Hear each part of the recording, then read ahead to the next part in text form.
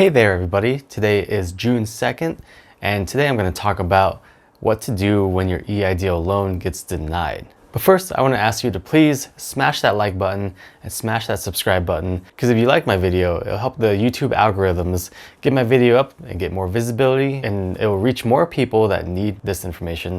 And also subscribe if you want more updates on the things that are going on with the SBA and how to navigate them. So over the weekend, I got my first client let me know that they were denied the EIDL loan, which is really disappointing because I know that this particular client was really looking forward to it and really needed the money in order to float their business through this crisis.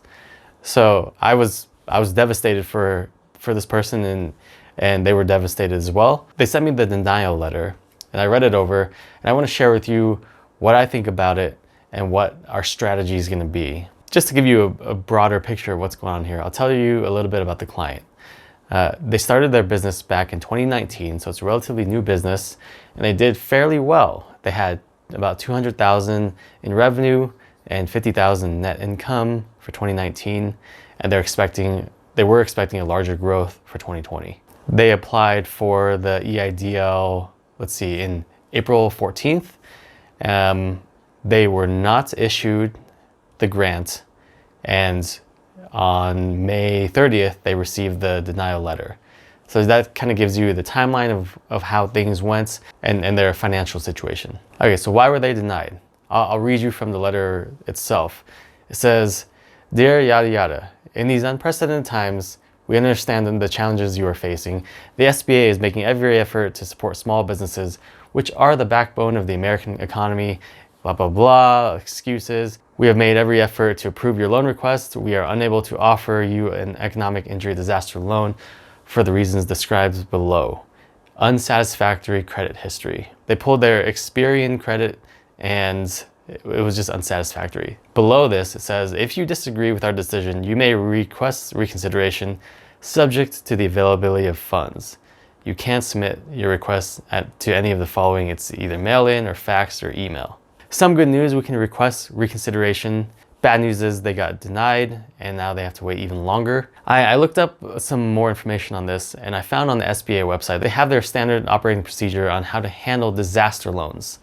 And within that standard operating procedure, they even have a section that says what to do when there is a reconsideration that was applied. So what it says is, whenever the applicant requests a reconsideration of our previous lending decision, the case file should be assigned to a new loan officer for processing.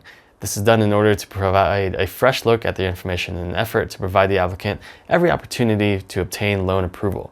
A full eligibility, credit, and repayment analysis must be performed when processing the reconsideration.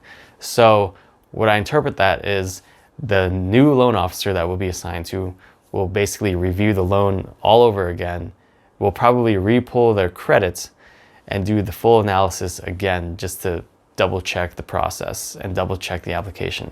That brings me to what we're gonna do, our strategy here.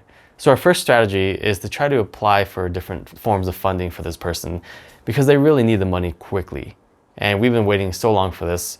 So we're trying to apply for different avenues while we wait for the SBA program. The next thing to do is to repair their credit as soon as possible. Because the denial was based on their credit history, we're gonna work hard to try to repair their credit.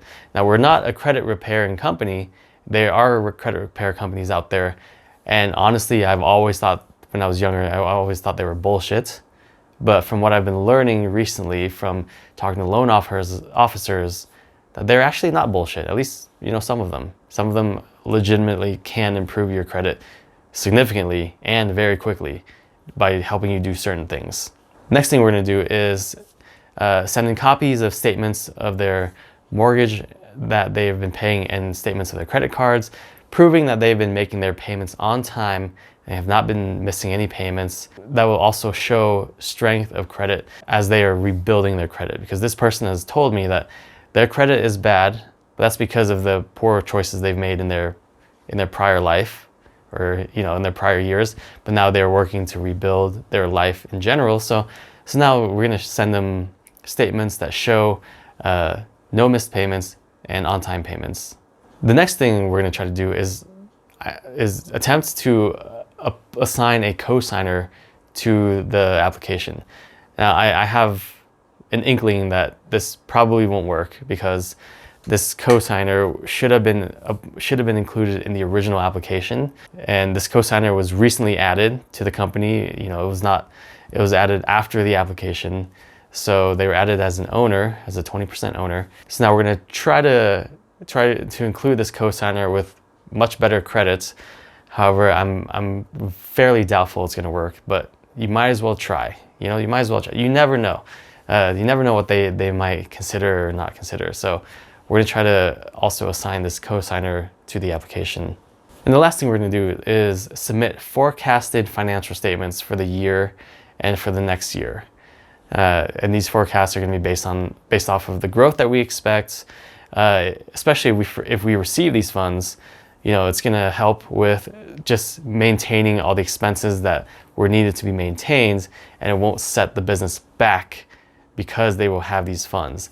So I think we're going to include forecasted financial statements as if we got the loan and as if we didn't get the loan, and kind of show them what we expect and how this loan can actually really help and how good of a chance we have to pay back the loan. That's all I got for today. Please let me know if you have any questions in the comments below. Be sure to hit that subscribe button and smash that like button. And I'll see you next time. Stay safe. Take care.